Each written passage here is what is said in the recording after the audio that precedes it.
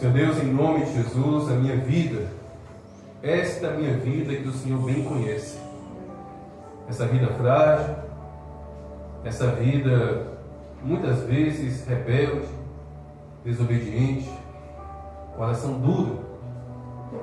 Pai, esta vida que o Senhor bem conhece, que tão necessita da Tua misericórdia, eu apresento diante do Senhor e peço, Deus, a Tua ajuda.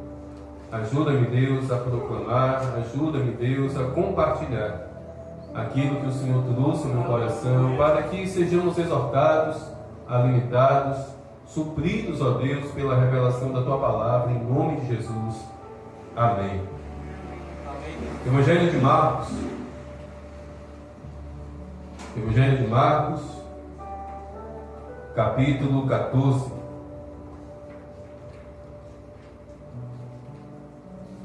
Do versículo 43 ao versículo 52. Evangelho de Marcos, capítulo 14, do versículo 43 ao versículo 52. Assim diz a palavra de Deus. Enquanto Jesus ainda falava, chegou Judas, um dos 12, e com ele uma multidão com espadas e porretes, vinda da parte dos principais sacerdotes, escribas e anciãos. Ora, o traidor tinha dado a eles um sinal: aquele que o beijar é esse. Prendam e levem-no com segurança. E logo que chegou, aproximando-se de Jesus, Judas disse: Mestre, e o beijou. Então eles agarraram Jesus e o prenderam. Nisto, um dos que estavam ali, sacando da espada, feriu o servo do sumo sacerdote e cortou-lhe a orelha. Jesus lhes disse: Vocês vieram com espadas e porretes para prender-me, como se eu fosse um salteador? Todos os dias eu estava com vocês no templo, ensinando, e vocês não me prenderam. Mas isto é para que se cumprisse as Escrituras. Então todos o deixaram e fugiram. Versículo 51 e versículo 52, que é a base da administração. Um jovem, coberto unicamente com um lençol, seguia Jesus. Eles o agarraram, mas ele largou o lençol e fugiu nu. Amém? Como eu disse, esses dois últimos versículos é a base da administração. Meus irmãos, esse jovem que estava seguindo Jesus, coberto unicamente com um lençol, é um anônimo. A identidade dele aqui não é revelada. Alguns teólogos acreditam se tratar do próprio João Marcos, que é o autor desse evangelho. João Marcos era sobrinho de Pedro. O Evangelho de Marcos foi escrito por ele, mas Pedro ditou. Pedro ditou os acontecimentos e João Marcos escreveu. Mas, como era sobrinho de Pedro, com certeza ele também era um discípulo de Jesus, caminhando ali próximo ao tio e, eventualmente, próximo a Jesus. Então, os teólogos acreditam que Marcos fez questão de fazer esse registro, citando este jovem, mas sem especificar que era ele. Um jovem seguindo Jesus, coberto apenas com um lençol. Esse jovem, meus irmãos, estava fazendo algo maravilhoso. Seguir Jesus é maravilhoso. Cada um de nós aqui podemos testemunhar isso. Seguir Jesus é maravilhoso. Eu já segui demônios, eu já segui Satanás, eu já segui deuses que na verdade eram demônios. E não se compara, meus irmãos, não se compara tudo isso que eu segui com o fato de hoje eu estar seguindo Jesus. Seguir Jesus é maravilhoso. Esse jovem, repito, estava fazendo algo maravilhoso. Ele estava seguindo Jesus Cristo. Porém, a palavra de Deus traz à tona algo curioso.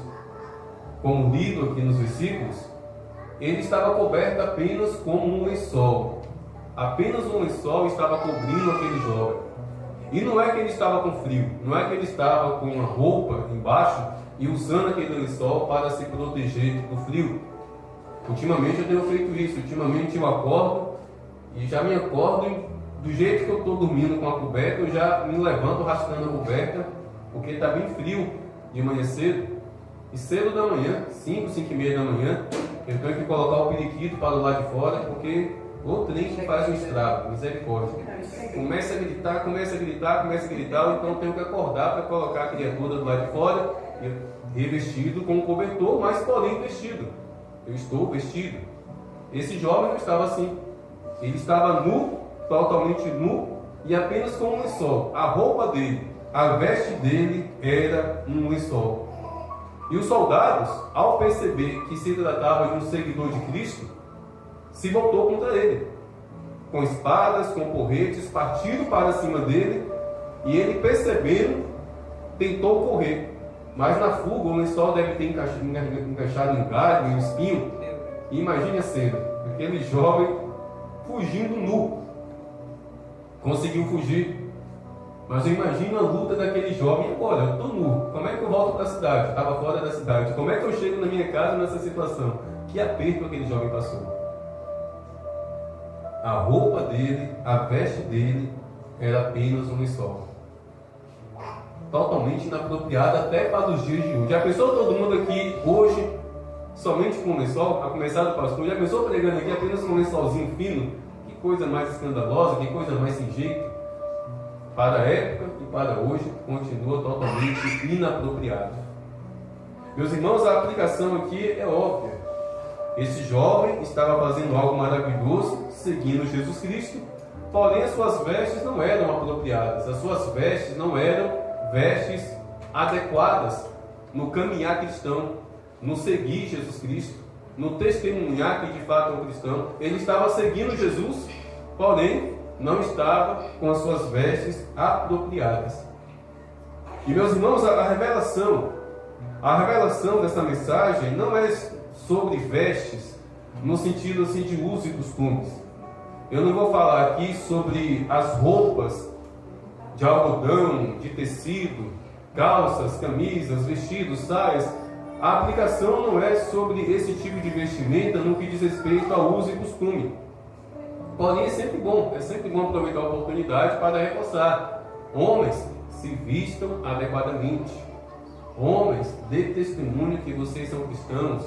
Mulheres, de igual maneira, se vistam adequadamente para a glória de Deus. Esconda aquilo que pertence somente ao seu marido. Maridos, se vistam de igual maneira para preservar aquilo que é da sua esposa, porque a Bíblia fala que o corpo de um e de outro pertence a um e a outro. A palavra de Deus assim nos revela isso. Então, em nome de Jesus, sigam essa orientação. Dias atrás eu vi um vídeo de um pastor muito conhecido no Brasil. Ele estava na praia, não é pecado ir na praia, amém? Estava de camiseta, porém só de sunga, só de cueca. E segundo ele, Deus tocou no coração dele para ir orar por um barraqueiro, por um dono de barraca que estava ali naquela praia. Até aí tudo bem. Só que de cueca ele estava e de cueca ele foi. Gente, eu acho muito inapropriado, estranho. E ele fez questão de pedir alguém para filmar, e ele postou em todas as redes sociais dele. E o camarada que filmou fez questão de filmar do joelho para cima, mostrando que de fato ele estava só de cueca. Então, meus irmãos, o que custava ele ir, no carro? Certamente ele tinha uma bermuda, uma calça no carro, porque é pastor. Então, meus irmãos, temos que ter esse zelo. Temos que ter esse zelo, temos que ter essa compreensão no caminhar cristão, no caminhar na igreja, no caminhar no reino de Deus. O reino de Deus na terra é a igreja. Existe as vestes adequadas. Ah, que pastor chato. Não sou chato não, sou chatinho. Tem pastor mais chato do que eu, pode ter certeza. Eu sou chatinho. Tudo que eu estou orientando aqui é para o zelo de vocês. Eu estou orientando. Eu não tenho liberdade, eu não tenho autoridade alguma de entrar dentro da sua casa para chamar a sua atenção a respeito das suas vestes. Principalmente se você for casado. Principalmente se você for casada. A mulher que é casada, quem tem que chamar a atenção é o marido. O homem que é casado, a mulher percebendo que está saindo pelas ruas todo bombadinho, mostrando as curvaturas do corpo. Marido, o que é isso? Cuidado com a sensualidade. Mas no púlpito eu posso ensinar. A minha esposa tem essa liberdade, é a minha esposa. A minha esposa tem essa liberdade, não somente como marido, mas principalmente como pastor. Os demais irmãos é através da palavra de Deus. Então, maridos, vocês são sacerdotes, oriente as suas esposas. Esposas, vocês são edificadoras do lar, oriente os seus esposos. E pode ter certeza que Deus vai se agradar tanto de um quanto de outro. Não é fácil. Eu sei que não é fácil porque a natureza humana, infelizmente, faz com que todo e qualquer conselho seja recebido como se fosse uma agressão. Isso vale para o homem e vale também para a mulher, embora eu desconfie que parece que a mulher seja mais inclinada a isso. As mulheres são mais inclinadas, sabe, a não compreender de imediato uma orientação, um conselho. Mas o homem também é assim. Então, na vida do casal sempre tem esse conflito. Às vezes um homem vai aconselhar a esposa já levanta a panela de pressão. Às vezes a esposa vai aconselhar o marido já faz um bico de todo tamanho, já fecha a cara. Acontece. Então, o Espírito Santo tem que entrar na história para apaziguar, para que um aconselhe o outro, para que um oriente o outro, para a glória do Senhor. E se precisar de ajuda, chame o pastor. Se precisar, somente se precisar, mas pode ter certeza, você já tem o Espírito Santo. Amém? Amém, Jesus. Eu sou muito atento a isso, meus irmãos. Está sendo gravado, eu não vou falar o local, eu não vou falar o que esses homens estavam fazendo. Mas dias atrás, eu estava em determinado local aqui em Guaratinga e 3 rapazes estavam trabalhando em determinada labuta, em determinada lida. E eu estava ali, esperando a situação ali acontecer. Eu precisava estar ali. Quando de repente, de uma daquelas casas, saiu uma jovem, devia ter uns 15, 16 anos, devidamente vestida, bem composta, nada de escandaloso. Porém, ela estava com a calça jeans. O corpo dela é avantajado. Então, a parte do quadril ficou de forma assim, exagerada, vamos assim dizer, evidente. Foi só essa menina passar por eles, todos eles pararam de fazer o que estava fazendo e se voltou para o quadril daquela menina. Eu fiquei olhando assim, meu Deus do céu, como pode isso? Porque pode ter certeza, na mente de cada um deles, eles estavam se relacionando sexualmente com aquela menina. Porque a sensualidade é isso. A sensualidade leva a pessoa a, na mente, praticar aquilo que é desagradável ao Senhor. Por isso que Jesus Cristo disse que basta o desejar, não é nem o consumar o ato, basta o desejar a pessoa de forma sexual, ali já aconteceu a prática, aquela pessoa já pegou no coração. Então, nós cristãos, homens, mulheres, temos que ter esse entendimento. Vamos resplandecer a glória do Senhor, vamos resplandecer que somos templo do Espírito Santo, para que nós não sejamos alvos de mentes pecaminosas. Amém? Amém. E como eu sempre gosto de zelar pela igreja, o irmão e a irmã, ao seu critério, ao seu discernimento da palavra, não está se vestindo de forma composta, ao invés de ficar de fofoquinha, ao invés de ficar de falatório, ó irmão, como é que pode, não sei o quê. Ore por esse irmão, ore por essa irmã, e com muita graça, com muita sabedoria, procure, converse, oriente, aconselhe. A igreja tem que ser assim. Amém? Amém, Deus. Voltando, meus irmãos, à palavra. Essa palavra, repito, por mais que eu tenha aqui dado essa aspas, não é a respeito de vestes no sentido uso e costume, mas é a respeito, meus irmãos, de vestes espirituais.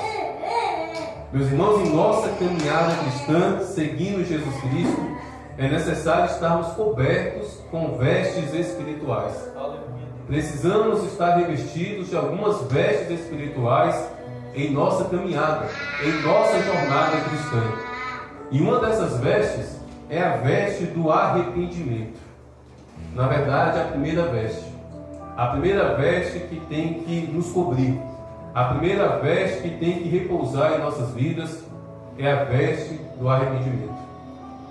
No Evangelho de Marcos, capítulo 1, versículos 14 e 15, as primeiras palavras de Jesus no Evangelho de Marcos foi justamente a respeito do arrependimento. Jesus Cristo disse: arrependei-vos e crede no Evangelho. As primeiras palavras de Jesus, proclamadas na palavra de Deus, foi a respeito do arrependimento. E nós precisamos, meus irmãos, dessa veste. Precisamos dessa veste do arrependimento em nossa caminhada cristã. Arrependimento é uma veste que não pode ser tirada em momento algum da nossa vida. O arrependimento é a prova de que de fato a pessoa se converteu. Porque arrependimento é abandonar o pecado. Mas arrependimento também é consciência de que somos pecadores.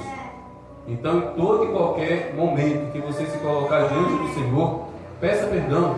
Peça perdão pelos seus pecados, peça perdão pelos seus erros, peça perdão pela rebeldia, pela dureza do seu coração. Isso, meus irmãos, é constante arrependimento. Isso é estar revestido com essa veste de arrependimento. Sem arrependimento, a conversão não é sincera. Sem arrependimento, toda conversão é falsa e é mentirosa. A segunda veste é a veste da oração. 1 Tessalonicenses, capítulo 5, versículo 17, o apóstolo Paulo nos orienta: orai sem cessar. Uma pessoa que se diz cristã, mas que não tem vida de oração, ela é somente isso. Ela só se diz que é cristã. Ela não é cristã. Pode ser evangélica, pode fazer parte de uma igreja, mas cristã não é. Vida cristã consiste em oração. Vida cristã consiste em ter tempo de oração, porque a oração é o meio que nós nos aproximamos do Senhor em nome de Jesus. Sem oração, meus irmãos, é impossível se aproximar de Deus. É através da oração que somos arrebatados para diante do trono de Deus. Aleluia. Está na moda agora, tenho visto nos stories do WhatsApp, do Facebook, ou até postagem mesmo no Facebook. Aqui na igreja eu acho que nunca vi ninguém fazendo isso. Mas se tornou um modismo as pessoas postarem no Facebook: bom dia com Jesus. Meus irmãos, postar bom dia com Jesus não significa que você está dando bom dia para Jesus, não. Dar bom dia para Jesus é você entrar dentro do seu quarto, fechar a porta, colocar os seus joelhos no chão, fechar os seus olhos e orar. E pode dar bom dia para Jesus mesmo, pode dar: Jesus, bom dia, como é bom estar em tua presença. Mas de nada adianta postar nas redes sociais esse bom dia com Jesus e você não se colocar diante de Jesus Cristo. As pessoas irão ver, irão curtir, irão até compartilhar, talvez, mas aquele bom dia, se ficou somente nas redes sociais, não chegará a Deus. Só chega a Deus o que é através da oração. Só chega a Deus o que é através dos joelhos no chão, de mãos levantadas, corações derramados em oração. Então, meus irmãos, vestes de oração precisa estar revestindo o nosso ser espiritual. A outra veste é a veste do louvor. O Salmo 150, do versículo 1. Salmo 150, do versículo 1 até o versículo 6. Está escrito: louvem a Deus no seu santuário, louvem a Deus no firmamento, obra do seu poder. Louvem-no pelos seus poderosos feitos, louvem-no segundo a sua imensa grandeza. Louvem-no ao som da trombeta, louvem-no ao som da harpas e liras. Louvem-no com tamborins e danças. Louvem com instrumentos de cordas e com flautas. Louvem-no com símbolos sonoros. Louvem-no com símbolos retumbantes. Todo ser que respire, louve ao Senhor. O Salmo 150 é uma convocação aos crentes louvar ao Senhor.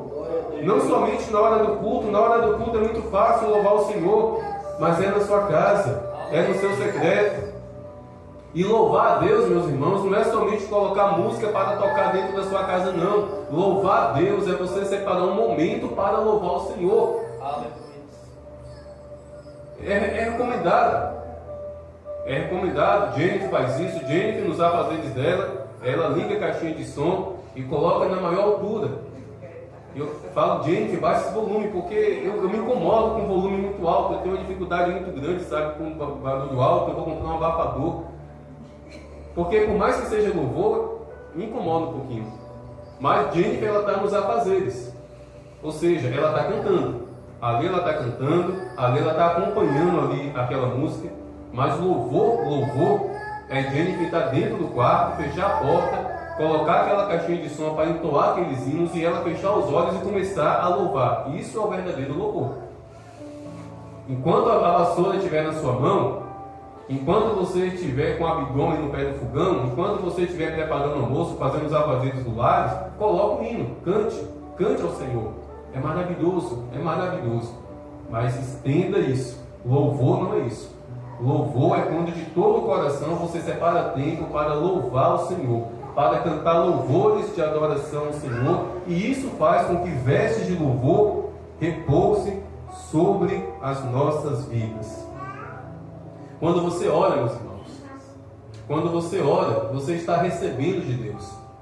Quando você louva, você está ofertando a Deus. Ô pastor, Oi. mas nós mulheres, o momento melhor para a gente adorar o Senhor de verdade é no momento de afazeres. É o momento que a gente tem paz. Às vezes no momento de trabalho dentro de casa, trabalho doméstico. Porque eu já vi muitos casos de mulheres serem batizadas lavando prato, serem batizadas limpando a casa. Eu mesmo, um momento que Deus mais fala comigo é quando eu estou lavando louça. E com certeza são mulheres que conseguiram louvar em meio aos afazeres. Com certeza. A questão é o louvor. Se conseguir louvar em meio aos afazeres, lá em casa é um pouco mais difícil. Acho que quando eu estou lavando prato é o momento que eu mais Lá em oro. casa a Jennifer está cortando salada e o David está ali, ó, metendo o dedo. Se ela fechar os olhos para louvar, o dedo dele vai junto. Então, assim, quando o ambiente é propício, quando as crianças estão sossegadas, até que vai. E é possível. Miriam mesmo está no paraíso. Miriam, eu tenho certeza que lá na casa dela, sozinha, em meus afazeres, eu tenho certeza que você pode louvar e não somente cantar. Não tem menino pequeno, não tem Dio, né? Para Dio fica lá na manga. Então aproveite. Quem tem essa possibilidade, quem não tem menino pequeno para ficar futucando a panela, ficar futucando a salada, aproveite e louve mesmo. Mas nada substitui o secreto. Nada substitui o Mateus 6,6. Entrar dentro do quarto, fechar a porta e ao secreto, ao seu Pai, louvar, adorar, glorificar o Senhor e se revestido dessa veste de oração.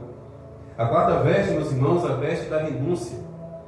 Certa vez Jesus Cristo disse: se alguém quer vir após mim, negue a si mesmo, tome a sua cruz e siga-me. Evangelho de Lucas, capítulo 9, versículo 23. Renunciar os desejos da carne, renunciar à humanidade, renunciar ao que eu quero, para que prevaleça o que Deus quer, renunciar ao que eu desejo, para que prevaleça o que Deus deseja.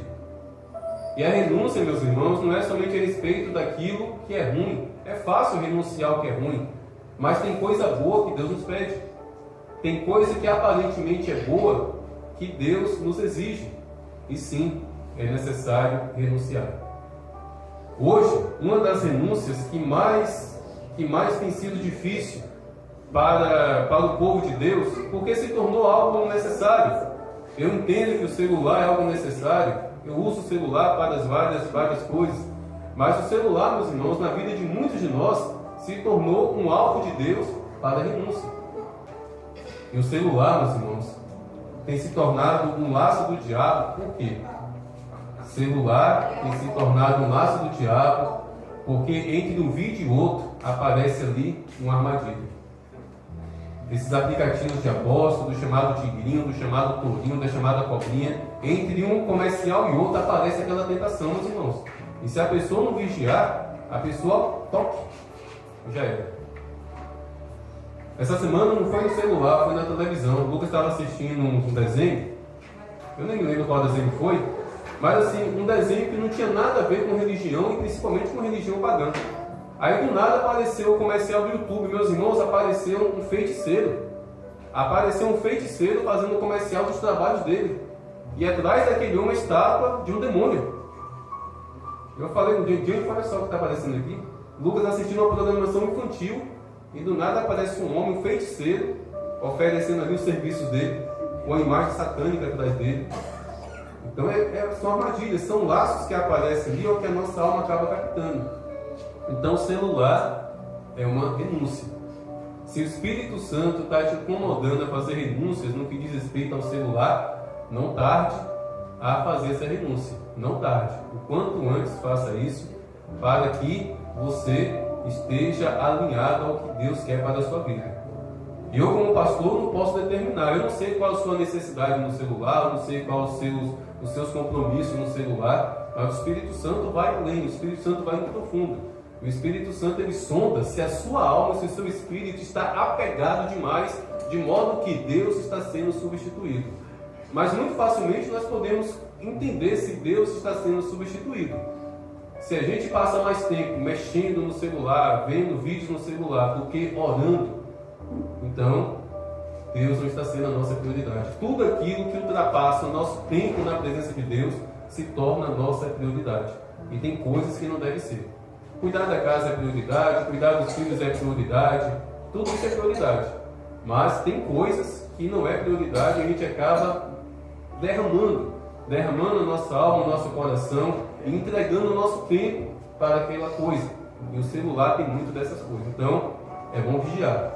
É bom vigiar para que brecha não seja aberta para o diabo. É bom vigiar para que nós não sejamos desprovidos da veste da renúncia. E a quinta veste, meus irmãos, é a veste da armadura de Deus. A armadura de Deus é uma veste. Todas as outras vestes que eu citei é a respeito do nosso relacionamento com Deus.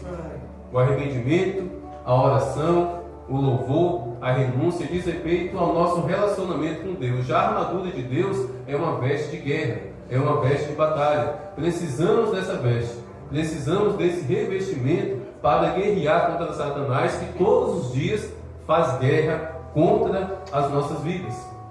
Meus irmãos, sem vestes espirituais, sem estarmos apropriadamente vestidos com vestes espirituais, nós podemos até seguir Jesus, como aquele jovem estava seguindo.